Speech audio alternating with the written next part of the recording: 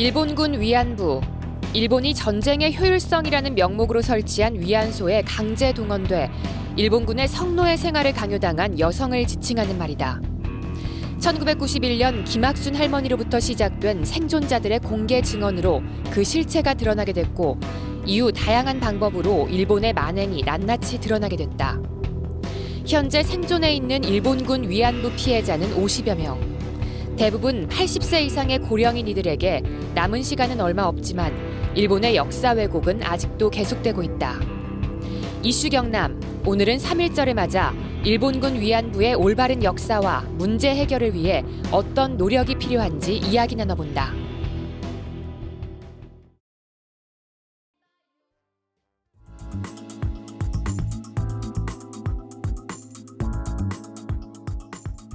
시청자 여러분 안녕하십니까. 이슈 경남 오정남입니다. 일본 정부에 의한 강제 군 매춘인 위안부 시스템은 그 잔혹성에 있어서 전례가 없으며 20세기의 가장 큰 대규모 인신매매였다. 지난 2007년 미 하원에서 통과된 위안부 결의안의 전문 가운데 일부 구절입니다. 2015년 2월 현재 일본군 위안부 피해자 생존해 계신 분이 53분 계십니다. 국내에 48분, 국외에 5분이 살아 계십니다. 평균 연령이 88세이십니다. 최연소 80세, 최고령 김복덕 할머니가 98살이십니다. 남은 생이 많지 않은 상황입니다. 일본 정부는 아시는 것처럼 여전히 역사를 왜곡하고 있고 위안부 문제에 관한 우리 정부의 태도 또한 여전히 미온적입니다. 오늘 이슈 경남에서는 잊지 말아야 할 아픈 역사이지요. 일본군 위안부 문제에 대해서 얘기 나눠보겠습니다. 두 분을 모셨습니다. 차례로 소개를 해드리지요. 충남대학교 국가전략연구소에서 연구원으로 일하고 계신 윤명숙 박사님 모셨습니다. 어서 오십시오. 반갑습니다. 국내에 몇 안 되는 위안부 전문가셔서 모셨습니다. 다음은 일본군 위안부 할머니와 함께하는 통영거제 시민 모임의 송도자 대표님 맞은편에 나오셨습니다. 어서 오십시오.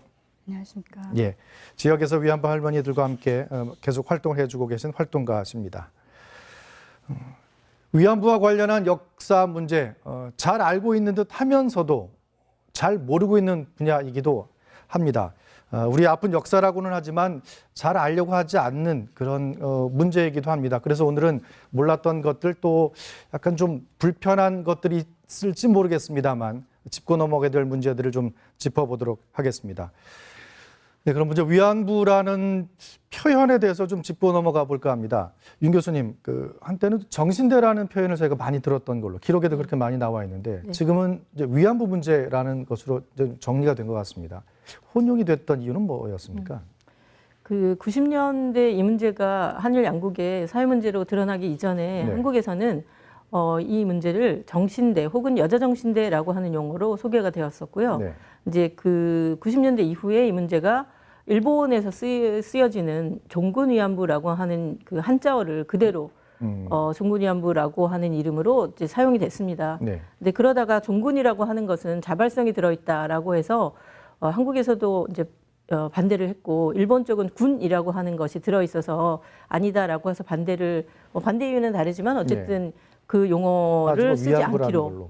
그래서 일본군 위안부 혹은 군 위안부 혹은 위안부라고 하는 용어를 이제 역사 용어 속에서는 공문서에는 있습니다. 그래서 역사 영어로 군 위안부, 일본군 위안부, 위안부라고 하는 용어로 쓰자라고 하는 것이 이제 정착이 된 셈이죠. 예, 이건 그 용어 문제는 이따가 그 국가의 책임 문제하고 그 자발성 문제 다시 한번 좀 다루기로 하겠습니다. 정작 잘 알아야 할 것인데 잘 모르는 것들이 들어 있어서 위안부 형성 과정 또 이게 정말 조직적으로 이렇게 있었던 것인지에 관한 걸 좀 여쭤보려고 합니다. 윤 박사님, 위안소라는 게 당시 일본이 전쟁을 벌이는 당시에 광범위하게 이렇게 있었던 그런 시설 혹은 뭐라 해야 될까요? 필요한 것들 중에 하나, 군시설 중에 하나 이렇게 봐야 될까요? 이제 지금 이제 위안부란 무엇인가라고 이제 개념을 얘기할 때 이제 흔히 요 시기를 만주사변이나 상해사변이 있었던 초기부터 이제 대부분 얘기를 하는데요. 위안소 제도라고 했을 때 이건 좀 약간 학문적인 영역이긴 하지만 위안소 제도라고 얘기했을 때는 이제 중일전쟁 이후에 37년 이후로 보고 있고요. 다만 위안소라고 하는 것은 해군 위안소나 그 육군 위안소가 상해에 32년부터 있었다라고 하는 게 이제 자료로서 그 나타나는 거의 처음, 그러니까 초기의 그 시기이고요. 지금 우리가 이제 널리 알려져 있는 이제 위안소 제도라고 얘기했을 때는 중일전쟁 이후 일본 군이 그 중앙에서 직접 그 개입을 하고 했던 그 것으로 이제 얘기를 하고 있죠. 예, 이게 그 전쟁 끝난 후에 기록을 다 없앴다 뭐 이러면서 자꾸 발뺌을 하는 얘기들이 있었는데요.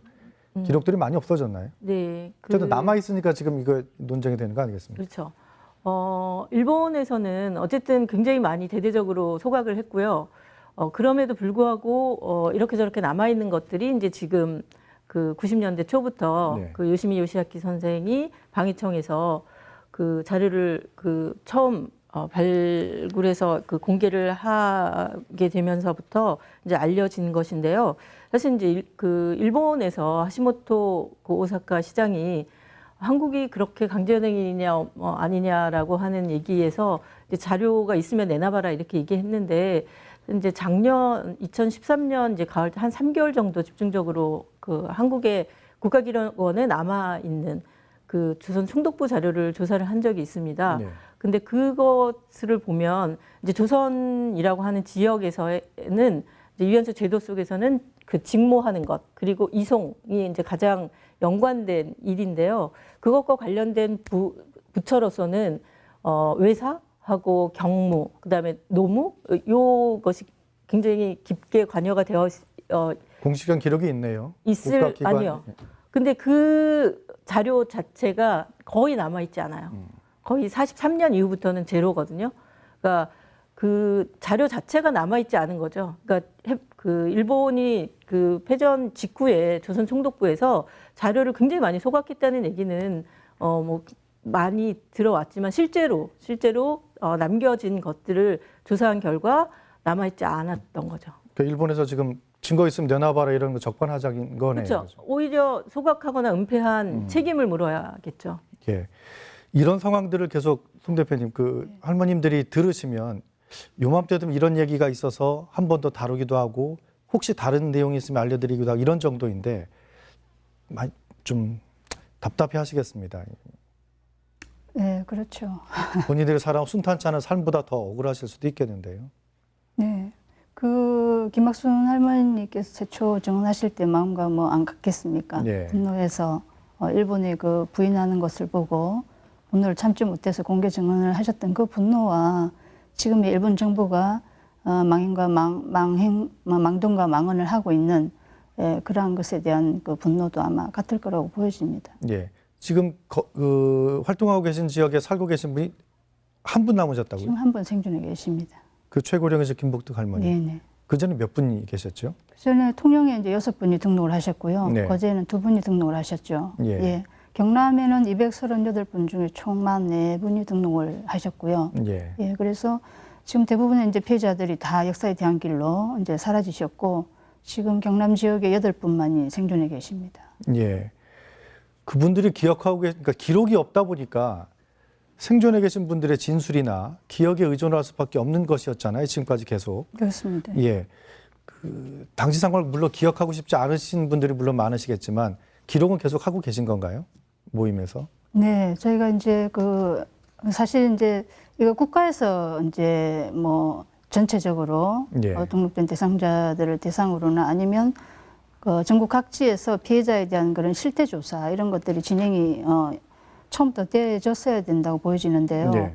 안타깝게도 우리나라에서는 그러한 실태 조사가 전국적으로 시행된 곳이 한 번도 없습니다. 아직까지도요? 네네. 그렇기 때문에 단지 238분 등록된 분들에 대한 그 구술, 증언 이런 예. 것들만이 이제 기록으로 남아 있고요. 지역의 그에 따른 이제 피해 실태 이런 것들이 전혀 이루어지지 않았기 때문에 사실은 그런 부분에서 굉장히 그 국가에서의 책임을 다하지 못했다는 것이고요. 결국 이제 이 어르신들의 증언이 지금도 계속 뭐 새로운 것이든 어떤 것이든 네네. 분노 이게 다 기록이 돼야 될 텐데. 네, 그래서 저희가 이제 단체가 이 증언 기록 작업을 남기는 것은 굉장히 그 열악한 단체들이 하기는 버거운 거죠. 이것이 이제 정부 차원에서 지원이 뒷받침이 돼야 할 수 있는 거거든요. 그러니까 예. 많은 이제 비용을 전제를 하기 때문에 그렇죠. 그래서 저희 단체들도 초창기에 일부 이제 그 생존 피해자들의 증언을 이제 기록한 작업들을 했었고요. 정대협과 같이 진행을 했습니다. 그리고 2009년도에 저희가 다시 피해자들 생존에 있는 분 4분을 대상으로 추가적으로 증언 이제 기록 영상 작업을 이제 진행을 했는데 네. 사실 그 당시에 저희가 상당히 놀라웠던 것은 저희가 2002년도에 모임을 만들어서 할머니들과 근 7년 가까이 이런 이제 관계를 가지고 활동을 해오다 보니 할머니들께서 초창기에 2003년도 예를 들어서 1995년도 지금 그 전후를 해서 증언했던 그 증언 부분하고 네. 또 2003년도, 2009년도에는 더 이제 다른 내용들도 많이 나온다라는 예. 거죠. 왜냐하면 그 전에는 뭐 잘 알지도 못하는 활동가들이 이제 와서 이러한 작업을 진행했을 때 할머니들과의 그런 그 친밀감이 형성되어 있지 않기 때문에 사실은 속에 담아놓은 얘기, 아주 중요한 얘기들을 다 털어놓을 수가 없는 상황이었죠. 더더군다나 초창기에는 또 영상이나 이런 분들이 다 남자분들이었어요. 그래서 예. 남자분들이 오시면 입을 딱 다무시는 거죠. 그래서 제대로 된 정말 피해 시태를 우리가 담을 수가 없었다. 근데 2009년도 저희가 진행을 하다 보니 굉장히 많은 분량의 그 내용들이 나오고 피해에 대한 그 굉장히 구체적인 또 새로운 사실들도 저희가 증언을 담아놓는 작업을 했었습니다. 예. 참 이게 들으면 들을수록 참 답답하게 그지없는데 국가 차원의 조사가 없다는 것도 답답하고요. 교수님, 요 역사 잠깐 듣다 보니까 주로 80년대 후반이나 90년대 돼서야 용어가 조금 정리가 되거나 그러는 거 보면 한일협정 끝나고 요 시기 사이가 거의 뭐 공백 기간이네요. 일본은 책임 다했다고 하고 우리나라가 특별히 문제 제기를 안 하고 그냥 지나가서 그런가요? 그런 셈인 거죠. 예.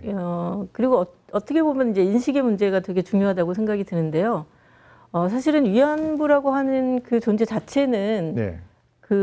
계속 있었죠. 그리고 전혀 알려지지 않은 것도 아니고 물론 네. 이렇게 일반적으로 알려진 건 아니지만 알고 있던 사람들은 알고 피해자는 있었던 분명히 거죠. 계시고. 그렇죠. 예. 근데 이제 그때는 이 피해자들이 지금처럼 그 국가에 의한 성폭력 피해자, 국가 범죄 이런 인식을 가지고 보지는 않았던 거죠.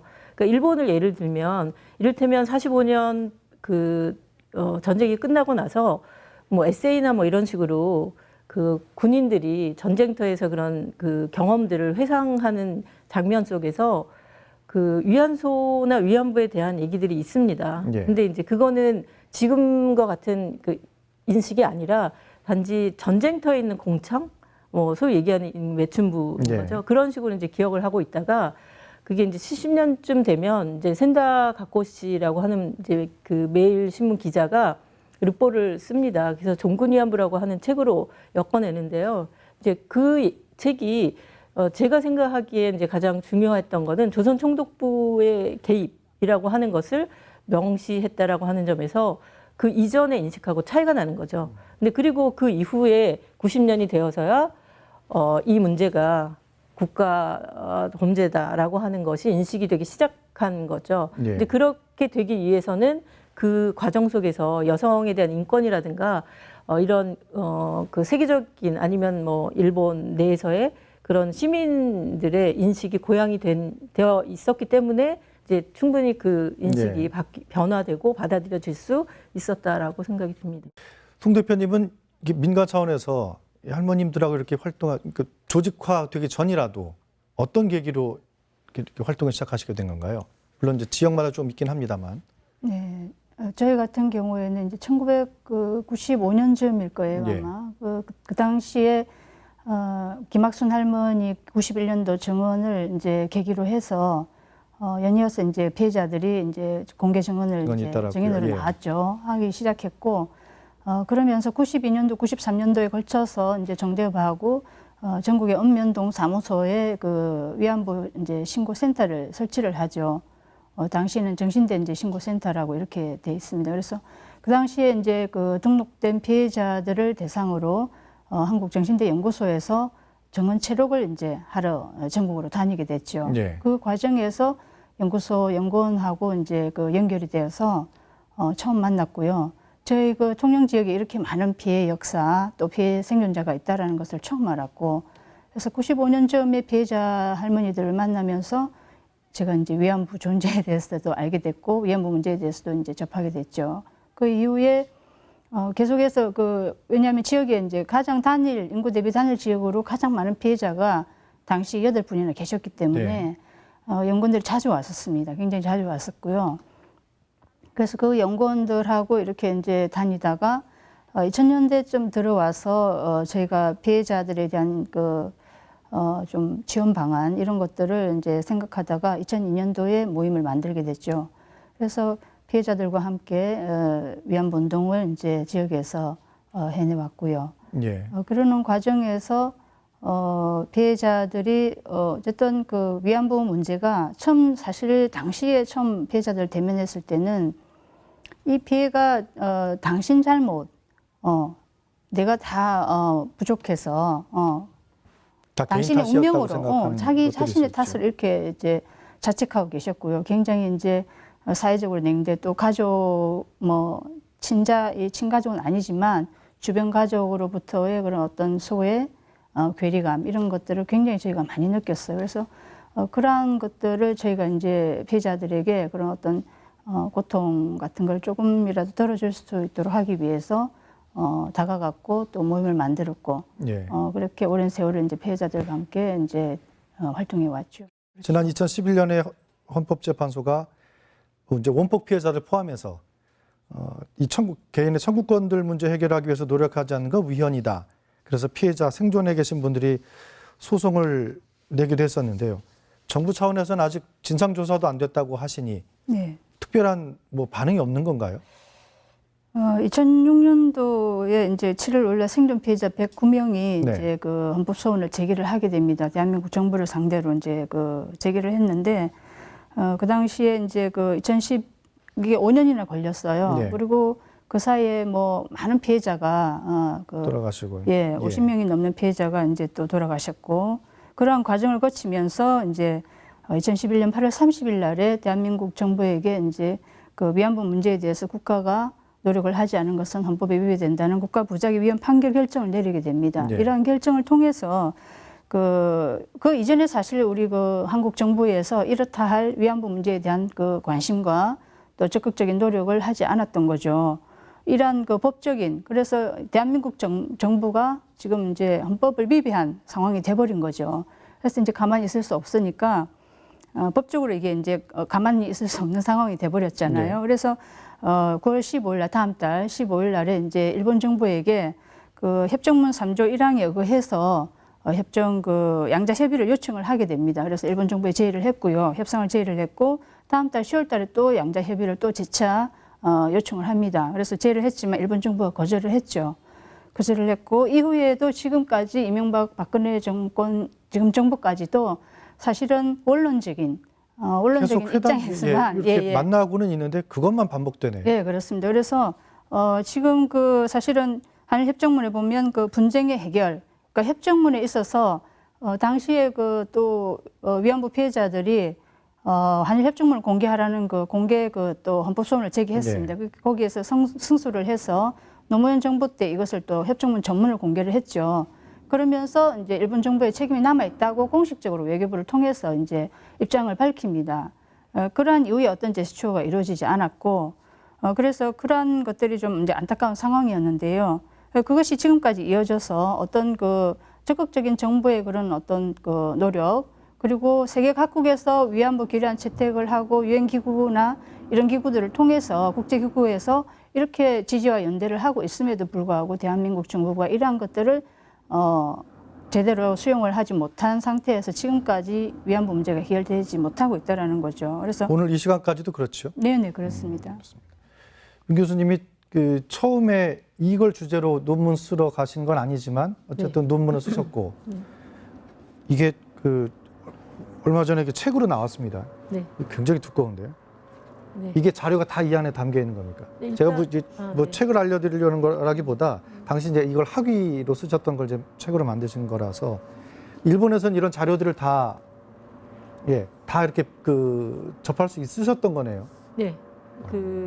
가능한 한 사실은 이제 역사학에서 실증주의로만 이제 어떤 논문을 쓰거나 연구하는 것에 대한 비판도 있지만 사실 이 문제는 어떤 자료를 가지고 검증을 하는 것이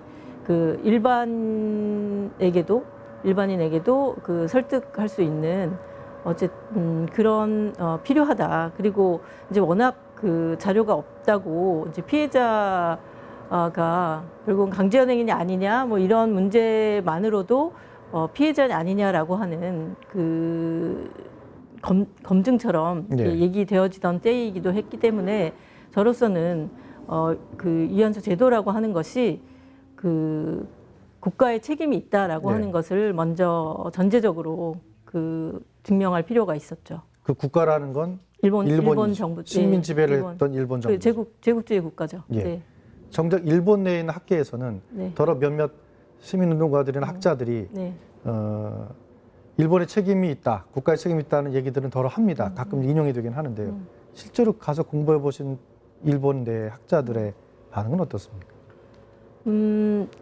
사실은 이제 이 문제가 이제 불거지면서 아까 이제 잠깐 말씀드렸지만 요시미 요시아키 중앙대 교수가 김학순 여사의 증언을 듣고 자료를 찾아서 공개를 하는데요. 이제 그렇게 되는 것이 이제 계기가 돼서 일본의 전쟁 책임 자료센터라고 하는 시민단체라고 연구기관이라고 해야 할까요? 자료 조사도 하고 연구도 하는. 근데 주축이 일본의 역사학자이고, 그 다음에 활동가이고, 시민 활동가이고, 그 다음에 일반의 볼런티어, 그러니까 사회봉사 하시는 분들이 이제 자료를 찾는데 함께 했던 그것이 이제 93년인가에 92년인가에 생깁니다. 그래서 그것이 주축이 돼서 지금까지 일본 정부가 책임이 있다라고 하는 것이 한국에서의 운동만이 아니라 사실은 이제 연대를 하면서 이뤄낼 수 있었던 거죠. 예. 계속 저희가 찾아내야 될 자료들은 있겠지요. 어딘가에? 네, 아마 이제 지금 이제 가장 이제 연구자들이 얘기하는 거는 당시에 경찰과 관련된 게 이제 내무성 자료이고요.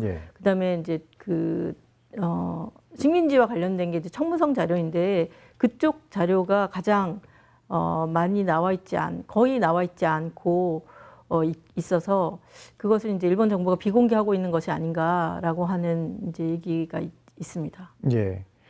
외국에서도 송 대표님도 말씀하셨습니다만 결의안도 있고 또 일부 미국의 자치단체에서는 평화를 상징하는 소녀상이라고 해서 또 소녀상이 테러당하기도 했다는 얘기도 듣긴 합니다만 그런 움직임은 약간 장단점이 있습니까? 어떻습니까? 소녀상이라고 상징되는 걸 또 좀 부담스러워하는 측면도 있는 것 같아서.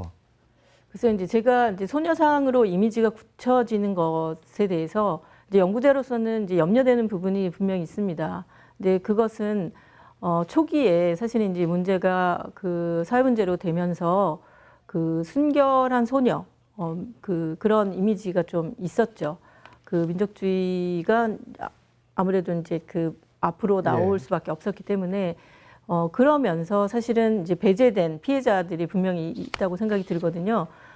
예를 들어서 할머니들이 피해자분들이 증언을 하는 내용 속에는 기생이라고 하는 존재가 있습니다. 이제 같이 위안소에 있었는데 평양에 기생했던 언니가 있었다든가, 함께 배를 탔는데 기생이 몇십 명 있었다든가, 이제 그런 증언 안에 이제 구술이 있는데요. 이제 그런 걸로 봐서는 그리고 전체적인 피해자 중에도 몇 분 증언하신 분이 계십니다. 근데 그런 걸로 봐서 소녀라고 고착이 되면, 물론 소녀라고 하는 피해자가 10대가 많았다라고 하는 거는 그거를 부인하는 것은 분명히 아니고요. 그 외에 좀 더 다양한 피해자가 뭐라고 해야 되나요? 가려지는 네네, 그런 결과가 되니까 그 부분은 역시 염려가 되는 부분입니다. 예, 말씀하셔서 그런데 지역별로 지금 기린비든 뭐든 움직임이 있는데 자치단체나 아니면 일부 지역에서 약간 좀 마찰이 있는 네, 곳이 있습니다. 네, 네. 왜 그런가요? 그러니까 이게 뭐가 좀 꺼려지는 게 있나요? 이게 이제 워낙 전국적인 이슈가 되다 보니 예. 각 지자체에서 이제 별 위안부 문제에 대해서 정확한 그런 어떤 그 인식 없이 이게 이슈가 되다 보니까 이제 덩달아서 하게 되는 경우죠. 그래서 관이 주도적으로 그리고 기존에 그 이런 운동에 대해서 전혀 관여하지 않았던 사람들이 주체로 갑자기 나서가지고 이것을 갖다가 시민 영역에서 하고 있던 것을 온전히 그냥 가져가서 네. 자기 주도적으로 하려고 하다 보니 이러한 지역에서의 마찰이 일어날 수밖에 없는 거거든요. 그래서 예. 그런 것을 보았을 때 정말 그 해당 지자체들이 지자체 단체장들이나 이러한 그 관련된 분들이 정말 위안부 문제에 대해서 깊이 좀 인식을 한 다음에 지역민들과 이제 시민 영역에서 소통을 통해서 같이 민간이 이렇게 만들어지는 것이 바람직하지 않나는 생각이 듭니다. 예. 혹시 지금 그 생존에 계신 분들이 정부 지원을 받거나 그런 게 있으신가요? 네네, 지원을 받고 있습니다. 1993년도에 이제 생활 지원 법률안이 이제 그 제정이 됐고요. 예. 그래서 피해자에 대한 이제 지원이 이제 실시가 됐는데 뭐 초창기에는 얼마 되지도 않았겠죠, 지원금이. 그래서 일단 피해자로 등록이 되면 지금은 당시에는 그 5천만 원에 대한 그 지원금이 나갔고요. 예. 이 5천만 원에 대한 지원금이 나간 이유는 그 국민기금이라고 이제 있는데 일본에서 만든 예, 그 있는 거죠. 국가적인 그 법적 책임을 회피하기 위해서 민간 차원에서 모금을 해서 이제 우리 그 피해자들에게 그때 갖고 피해자들에게 지원금이네요. 나눠주는 배상금은 아니고. 그렇죠. 예. 예, 일종의 보상이죠. 네. 예, 그러한 형태로 해서 민간 차원의 이제 그 돈이라고 볼 수가 있겠죠. 그래서 그것을 이제 지급을 하려고 하니까 그것을 막기 위해서 이제 그러한 일시금이 지어졌고요. 그것이 진행이 돼서 지금은 4,300만 원이 이제 일시불로 지원이 되고 매달 이제 100여만 원의 생활비 그리고 생활보호 대상자로 지정이 되고요. 그리고 의료보호가 또 일종의 지원이 되고요. 그리고 간병비가 지원이 되고 또 기타 피해자들을 위한 이제 심리 치유를 위해서 건강치료 또 정서적 안정치료 사업 이런 프로그램들이 지원이 되고 있습니다. 그렇죠. 다행히 생활하시는 정도는 지금 뭐, 예, 지원 생활하시는 정도인 거예요. 그렇죠. 예, 피해자들의 고통에 비하면 아무것도 아니지만 예, 최소한의 국가 책임은 하고 있습니다. 예. 그렇더라도 지금 계속 반복되는 사과, 일본 정부의 사과, 배상, 보상이 아닌 배상이죠. 잘 안 되는 이유가 뭔가요? 그냥 회피하고 우리 정부는 뜨뜻미지근하고 이게 계속 반복되는 뭐가 제일 걸림돌이라 이런가요? 뭐 일단 한일 양국에서는 이제 한일 협정 1965년 한일 협정이 네. 가장 크게 걸림돌이 되고 있는 거죠. 양쪽이 그 일본- 배상이 다 끝났다고 보는 거죠, 일본은. 사실은 이제 한국 정부도 전쟁의 책임. 예. 네, 한국 정부도 노무현 정권 이전까지는 그 한일 협정으로 모두 끝났다라고 하는 입장은 동일했다고 저는 생각을 합니다. 이제 그것이 아까 그 선생님이 말씀하셨듯이 그 2005년에 한일 협정 문서가 공개가 되면서 정부가 한일 협정에서 논의되지 않은 세 가지를 밝힙니다. 그래서 그게 예. 하나가 위안부 문제, 그다음에 사할린 잔류 그 조선인 문제, 예. 네, 그다음에 피폭자 문제. 예. 네, 그래서 요 세 가지가 한일협정으로 해결되지 않았다라고 이제 정리를 하거든요. 근데 그 이전까지는 한일협정으로 해결이 되었다라고 얘기를 하고 있는 것이고, 이제 일본은 그 입장이 변함이 없이 지금까지 오고 있는 것이고요. 예. 이제 그게 거슬러 올라가면 이제 샌프란시스코 조약에 의해서 그 결정된 것에 따라서 일본 정부의 입장으로는 이제 한국과의 관계 속에서는 한일협정으로 끝났다 이렇게 정리를 하고 있는 거죠. 그렇죠. 지금 공식적으로 걸림돌은 그게 가장 큰 걸림돌일 수 있겠네요. 네. 예. 저희가 독도 얘기가 나오거나 위안부 얘기가 나오면 늘 뭐 외교 문제 때문에 국가가 나서기 어렵다는 이런 그 변명 아닌 변명들을 듣게 되는데요. 이 위안부 문제도 일본 내에서도 뭐 양심적인 그 학자들이라고 해서 목소리를 내는 분도 계신데 작년부터인가요? 얼마 전에 일부 우리 국내에 있는 학자도 위안부 문제는 그렇게 막연히 한쪽 일방적으로 잘못된 거라든가 이렇게 봐서는 곤란하다. 이걸 좀 세분화해서 들여다보면 뭔가 좀 이렇게 세분화해서 짚고 넘어갈 문제들이 있다고 해서 아까 잠깐 저희가 중간에 얘기했습니다만 자발적으로 한 부분도 있고 또 군이 나서서 데려간 것도 아니고 민간에서 했던 것들이 기록에 남아있고 증언도 있는데 이런 것들을 좀 명확히 짚어봐야 되지 않느냐는 것 때문에 논란이 되고 있습니다. 어떻게 보십니까, 임 교수님? 일단은 이 위안소 제도라고 하는 것과 그다음에 그러니까 식민지라고 하는 곳에서 어떻게 그 여성들을 위안부로 직무를 했는가라고 하는 실태를 좀 더 면밀하게 알 필요가 있는데요. 예. 이를테면 점령지에서는 군이 전면에 나서서 여성들을 그 연행해 가는 것이 하나의 특징입니다. 예. 근데 이제 식민지는 전면에 나서지 않는 것이 특징인 거죠. 근데 전면에 나서지 않을 수 있는 것이 식민지인 거고요. 그러니까 결국은 이 문제는 제국주의라고 하는 이제 국가가 식민지에서 어떤 식민지 지배를 했는가라고 하는 것과 긴밀하게 아주 깊이 연관이 되어 있는 얘기이고요. 그래서 구체적으로 하면 이런 겁니다. 자발적으로 따라간 사람도 있지 않느냐. 또 민간에서 돈 벌러 간다고 해서 따라간 사람도 있지 않느냐. 그것 때문에라도 일본이 전적으로 다 책임지라고 하는 건 무리한 거 아니냐. 그런 관점 아니겠습니까? 근데 결국은 이제 자발이라고 하는 것을 어떻게 볼 것인가. 앞서 잠깐 지적하셨는데. 예. 네, 그 문제인데요. 사실은 이제 이 문제는 어쩌면 한국 사회가 성매매라고 하는 것을 어떻게 보고 있느냐라고 하는 인식과도 연관이 되어 있습니다. 그 자발적이라고 하는 것을 정말 자발적이어서 피해자가 아닌가라고 하는 식으로 그렇게 인식을 하고 있지만 사실은 그 많은 피해자분들의 증언을 들으면 이를테면 그 집이 이제 워낙 가난하거나 뭐 집에 있을 수 없어서 애기 보기를 하거나 아니면 식모로 이제 어느 집에 가서 이제 일을 합니다. 대부분 네. 이제 그런 경우에는 나이도 어리니까 거의 월급 같은 거는 없거든요. 그러니까 먹여주고 재워주면 일하는. 그 정도인데 그런 아이들이 모여서 이제 낮에 막 이렇게 수다를 떨고 있을 때 어떤 업자가 와서 나를 따라가면 돈도 많이 벌고 그 학교도 다닐 수 있다 이렇게 얘기를 했을 때 그러면 멀리 집과도 떨어져 있고 얘기할 상황이 아니거나 아니면 얘기할 여유가 없다거나 뭐 이런 여러 기타 이유로 인해서 그 돈을 잘 벌겠다라고 하는 곳에 따라갔다고 좋다라고 해서 간다고 치면 그러면 이것을 자발로 볼 것이냐라는 거죠.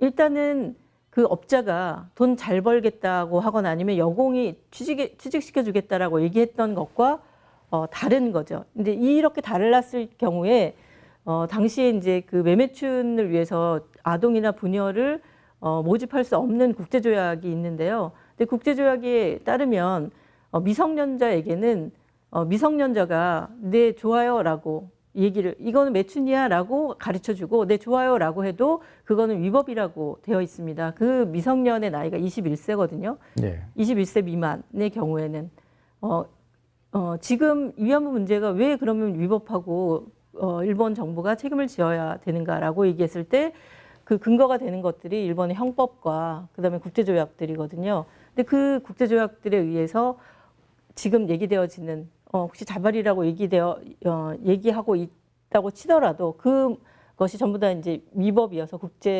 국제법의 위반이기 때문에 자발적으로 갔기 때문에 책임이 없다라고 그 일률적으로 얘기할 수는 없는 것이죠. 네, 예. 예, 거기에 덧붙여서요. 네. 우리가 과연 피해자 대부분이 증언집이나 증언을 들어보면 취업 사기가 이제 보통 대부분이거든요. 우리가 피해자들의 이제 어떻게 기억하고 계십니까? 네, 주로 공장에 이제 취직시켜준다. 공장, 일자리 가자. 시공장, 네네. 그래서 주로 가난한 이제 지역의 이제 여성들을 상대로 왜냐하면 취업 사기로 속여서 끌고 가야 됐기 때문에 데려가야 됐기 때문에 가난한 이제 그 집안 출신의 어린 여성일 수밖에 없었던 거죠. 근데 이제 이러한 여성들이 과연 이러한 부모들이 예를 들어서 보냈다고 해서 내가 이것을 자발성이라고 할 수가 있느냐. 나는 공장에 돈을 벌러 갔던 것 뿐인데 내가 가서 보니 위안소였고 내가 가서 보니 해야 할 일은 위안부였다. 이것을 과연 자발성이라고 이게 얘기를 할 수 있느냐. 그리고 이 피해자들은 어쨌든 그렇게 해서 동원되어서 갔는데 가서 보니 그런 관리 하에 있는 매춘의 형태의 공장의 형태의 그 위안소의 형태에 편입되었을 뿐이었고 네. 강제되었을 뿐이었다라는 거죠. 그렇기 때문에 끌려간 과정 자체도 자발성이라고는 얘기는 할 수가 없고요. 피해자 스스로가 위안소로 알고 위안부로 가는 것을 알고서 간 것도 아니거니와 거기에 가서 놓여져 있는 상황 자체도 강제로 구타와 폭력에 시달리는 구금의 상태였고 감시를 받았고 그리고 뭐 예를 들어서 탈출을 하거나 이런 시도를 하게 되면 본보기를 앞에서 총으로 죽였고 이런 상황에서 어떻게 이것을 자발적 매춘이라고 할 수가 있겠는가 이런 부분에 저희는 당연히 이게 말도 안 된다는 얘기를 하고 싶고요. 예. 마무리 말씀 삼아 임 박사님이 정리를 좀 해주시죠. 듣다 보니까 참 답답합니다. 자국민이 분명히 피해자로 존재하는데 뚜렷한 대책은 없고 전망도 잘 안 보이는 이런 상황. 포함해서 좀 마무리 발언 좀 해주시죠. 저는 이제 그 인식이 가장 중요하다라고 하는 생각이 좀 듭니다. 그래서 이를테면 이제 아까 일본 사회도 얘기했지만 어떤 교육이나 이런 걸 통해서 그 여성 인권 혹은 인권에 대한 인식이 좀 더 공고해지면 이를테면 이제 일본의 경우도 저희가 이제 해결을 지금 이제 배상이나 이렇게 그런 쪽으로만 수렴하는 건 바람직하지 않다라는 생각이 좀 듭니다. 과거사 청산이라고 했을 때 과거사 청산은 사실은 위안부 문제만 있는 건 아니거든요. 그러니까 아직 해결되지 않은 거는 아까 한국 정부도 얘기했던 것처럼 뭐 사할린 문제라든가 네. 피폭 문제가 남아 있고 최근에 이제 우키시마 마루라고 우키시마호 사건이라고 해서 해군 군함을 타고 돌아오면서 8월 24일 날 원인 규명이 명확히 되지는 않았는데요. 일본의 와이즈루만이라고 하는 곳에서 폭침이 돼서 네, 사망한 사건이 있습니다. 근데 이 사건은 사건 자체가 발생한 것이 8월 24일이다 보니까 8월 15일 이전이 아니어서 한국 내에서 군인군성 노무자를 지원금이랄까요? 지원위원회에서 해주는 거에도 대상에서 제외가 돼 있습니다. 그리고 이 논의 자체가 아직 한일 간에서 얘기되어지지 않은 것처럼 사실은 우리가 해결하지 못한 과거사 청산은 굉장히 많거든요. 그래서 이거를 정치적으로 해결하는 것도 한편으로는 필요하겠지만 이것을 교육을 통해서 꾸준히 그러니까 어떻게 해결해 갈 것인가라고 하는 것을 좀 더 공유해서 교육 속에서 얘기되어질 필요가 분명히 있다라고 생각이 들고요. 사실은 배상이나 이런 것도 중요하지만 저는 일본 정부에게 교육을 좀 지속적으로 할 수 있도록 요구를 하는 게 필요하다는 생각이 좀 들고요. 왜곡되지 않은 역사를. 네. 예. 그리고 지금 이제 헤이트 스피치라고 하는 것 이제 문제가 몇 년 전부터 됐는데 위안부에 대해서 소위 망언을 할 경우에 그게 개인이든 관료든 간에 처벌을 할 수 있도록 요구를 하고 그러면 이제 자연히 의식으로는 이 문제 위안부 문제가 제국주의의 지배 책임이라고 하는 것을 알게 될 것이고 사실을 알게 되면 이 여성 인권이라고 하는 것에 대해서 이해가 깊어질 것이고 이제 그럴 경우에 자연스럽게 한일 시민사회에서 이 문제가 배상이 되거나 아니면 어떻게 기억될 것인가라고 하는 이슈를 제기됐을 때 조금 더 지금보다는 훨씬 더 90년대에 수용되었듯이 좀 그렇게 수용될 수 있는 기반을 사실은 만드는 것이 계속해서 지속적으로 필요한 것이 아닌가라는 생각이 듭니다. 예, 생존에 계신 분들의 시간이 얼마 남지는 않았지만 근본적인 해결을 위해서는 인식 전환이 필요한 그런 노력들을 계속해야 된다는 관점 말씀해 주셨습니다. 예, 3.1절을 맞아서 일본군 위안부 문제를 주제로 해서 오늘 말씀 나눴습니다. 윤명숙 박사님, 송도자 대표님 두 분 말씀 고맙습니다. 감사합니다. 고맙습니다. 네, 21세기 시민사회 문턱에서 20세기 유린당한 생존권 또 인권을 박탈당한 우리 국민들의 통고 또 눈물이 계속 흐르고 있음을 기억해야겠습니다. 이슈경남은 오늘 방송을 끝으로 마무리 인사를 드리게 됐습니다. 그동안 이슈경남을 시청해 주신 여러분 고맙습니다.